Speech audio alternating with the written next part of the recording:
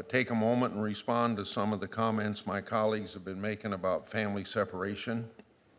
I find it wrong to suggest that Republicans somehow support the idea of separating families. I don't think that's true, and I think trying to paint that stark picture ignores complex legal realities in the situation. As my colleagues know, the Flores versus Reno settlement, as it has been applied over time, effectively prohibit the Department of Homeland Security from maintaining custody of immigrant children in any context. The way that Flores is currently applied, DHS cannot keep immigrant children even if they are with their parents in a family facility. So that's exactly what Flores means, effectively prohibiting the federal government from keeping families together in DHS custody. So because of the Flores decision, DHS is faced with a Hobson choice. On one hand, because of the settlement, they can choose to release any group of undocumented people that appear to be a family, and the phrase appears to be is key here. That catch and release policy not only results in the mass release of unauthorized immigrants into American communities, but also encourages smugglers, coyotes, and human traffickers to stage family units at the border to exploit the system. I have written several letters to the department on this terrible reality. As even the Obama administration noticed, human traffickers were quick to exploit the release of family units. Their exploitation resulted in dangerous trafficking of thousands of children across the Mexican countryside to be placed with their makeshift families near the borders. What's worse, DHS has effectively no way to verify if unauthorized immigrants are actually the family units they claim to be. I'm sure that that's equally as concerning to my colleagues. The other side of this coin is that, again, because of Flores, if DHS and DOJ seek to actually enforce the law, they must separate parents and children.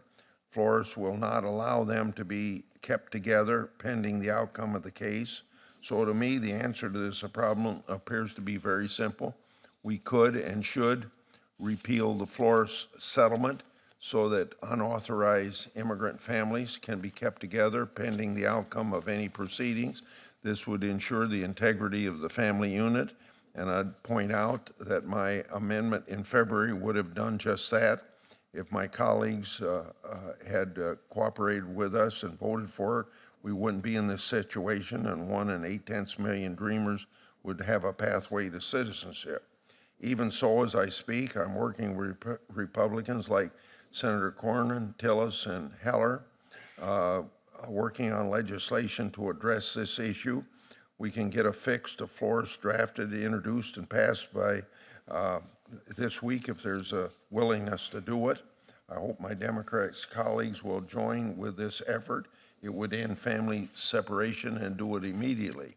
Some of my colleagues have already indicated they're opposed to repealing Flores and instead want to see Senator Feinstein's bill enacted, and I had conversation with Senator Feinstein at the beginning of this hearing. While the ranking member's bill is a good faith attempt to address this problem, I think it has some problems. Just mandating that families cannot be separated without repealing the Flores consent decree leads only to one result, and that would be the codification of the last administration's catch and release policies. Her bill would effectively hamstring the ability to prosecute individuals for illegal entry because any border crosser would claim to be in a family unit, thus necessitating release. And of course, once released, we can all imagine how likely they will be to show up for criminal trial or civil immigration court proceedings. If my colleagues are serious about fixing this issue, I hope that they will support repeal. However, if they won't and can't support to fix Flores, then I think we need to be honest about what real intent is, which I think would lead to the mass release of unlawful immigrants into the American community and then into the chattel, as we call it, because they don't tend to, a very high percentage appear for hearing. I hope you're serious about ending family separation and would join with Senator Corner and Tillis and me to resolve this issue.